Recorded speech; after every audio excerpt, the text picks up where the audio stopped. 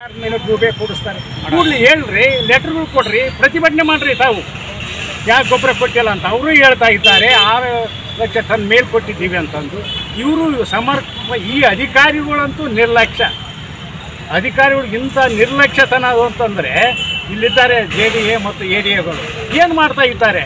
ಈಗ ನಮಗೆ ಸಮಯ ತಪ್ಪಿ ನಾವೇನಾದರೂ ವ್ಯವಸಾಯ ಮಾಡಿದರೆ ರೈತ ಹುಡ್ತಾರೆ. ಬರೀ ರೈತ ತನಗಾಗಿ ಯಾರೂ ಮಾಡ್ತಾ ಇಲ್ಲ, ದೇಶಕ್ಕೆ ಅನ್ನ ಮತ್ತು ಉದ್ಯೋಗ ಕೊಡಲಿಕ್ಕೆ ರೈತ ವ್ಯವಸಾಯ ಮಾಡ್ತಾನೆ. 3 ತಿಂಗಳಾಯ್ತು ಮಳೆ ಪ್ರಾರಂಭ ಆಗಿ. 3 ತಿಂಗಳಿಂದ ಸುಮ್ಮನೆ ಗೂಬೆ ಕುಡಿಸ್ತಾರೆ. ರೈತನ ನಾವು ಕಾಪಾಡ್ತೀವಿ, ರೈತರ ಪರವಾಗಿ ನಿಲ್ತಾ ಇದ್ದೀವಿ, ನಾವು ಸಾಲ ಮನ್ನಾ ಮಾಡ್ತಾ ಇದ್ದೀವಿ. ಎಲ್ಲಿದ್ದಾರೆ?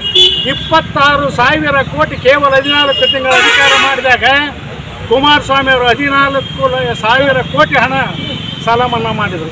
ಇವರು 200 ಕೋಟಿ ಹೇಳ್ತಾ ಇದ್ದಾರೆ. ಅದು ಇವತ್ತಿನವರೆಗೂ ಜಮಾ ಆಗಿಲ್ಲ, ಯಾರಿಗೂ ಜಮಾ ಆಗಿಲ್ಲ. ಗೊಬ್ಬರನೂ ಇಲ್ಲ. ಆಮೇಲೆ ಸಾಲದ ನೀತಿ ಅಂತೂ ಸರಿಯಾಗಿಲ್ಲ. ನಮಗೆ ಲಕ್ಷ ರೂಪಾಯಿ ಬೇಕಾದಾಗ 20-30 ಸಾವಿರ ಕೊಡಬೇಕಾದಾಗ ಬ್ಯಾಂಕ್ ನೀತಿ ಇದೆ. ಸರ್ಕಾರ ಏನು ಮಾಡ್ತಾ ಇದೆ? ದೇಶಕ್ಕೆ ಬೇಡ. ನಾವು ಇವತ್ತು ಹೇಳ್ತಾ ಇದ್ದೇನೆ, ಈಗಾಗಲೇ ಕ್ಷೀಣಿಸ್ತಾ ಇದೆ ವ್ಯವಸಾಯ. ಕೃಷಿ ಭೂಮಿ ಕಡಿಮೆ ಆಗ್ತಾ ಇದೆ, ಜನಸಂಖ್ಯೆ ಹೆಚ್ಚಾಗ್ತಾ ಇದೆ, ವಲಸೆ ಹೋಗ್ತಾ ಇದ್ದಾರೆ. ಗ್ರಾಮೀಣ ಪ್ರದೇಶ ಯುವಕರು ವ್ಯವಸಾಯ ಮಾಡೋಕ್ಕೇನೆ ಅಭಿರುಚಿ ತೋರಿಸ್ತಾ ಇಲ್ಲ, ವಲಸೆ ಹೋಗ್ತಾ ಇದ್ದಾರೆ. ಮತ್ತು ಯಾರು ಮಾಡ್ಬೇಕು? ಈಗ ಯಾರು ಮಾಡ್ತಾ ಇದ್ದಾರೆ? ಅವರು ಮಾತ್ರ.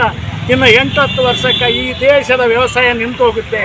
ರಸಗೊಬ್ಬರ ಪೂರೈಸಿದ ಭ್ರಷ್ಟ ಕಾಂಗ್ರೆಸ್ ಸರ್ಕಾರಕ್ಕೆ, ರಸಗೊಬ್ಬರ ಪೂರೈಸಿದ ಭ್ರಷ್ಟಕ್ಕೆ ಬೇಕು. ರೈತ ಹಿತ ಕಾಪಾಡಿದ ಜನದ್ರೋಹಿ ಕಾಂಗ್ರೆಸ್ ಸರ್ಕಾರಕ್ಕೆ, ಹಿತ ಕಾಪಾಡಿದ ಜನದ್ರೋಹಿ ಕಾಂಗ್ರೆಸ್ ಸರ್ಕಾರಕ್ಕೆ ಬೇಕೇ ಬೇಕು, ಬೇಕೇ ಬೇಕು, ಬೇಕೇ ಬೇಕು.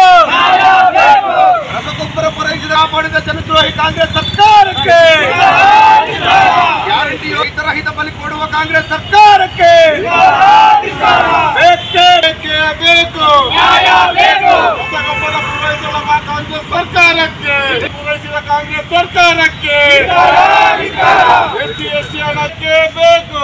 ರೈತ ವಿರೋಧಿ ಕಾಂಗ್ರೆಸ್ ಸರ್ಕಾರಕ್ಕೆ, ಆಡಳಿತ ನಡೆಸುತ್ತಿರುವ ಕಾಂಗ್ರೆಸ್ ಸರ್ಕಾರಕ್ಕೆ ಬೇಕೇ ಬೇಕು.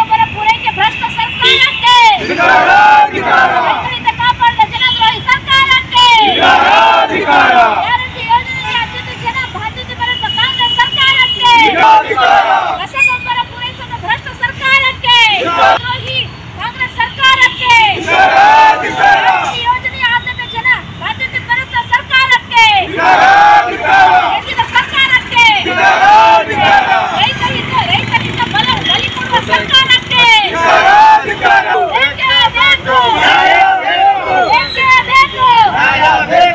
ಏನೇ ಆಗಲಿ ಎಲ್ಲೇ ಇರಲಿ ಹೋರಾಟ ಆಗಿರಲಿ.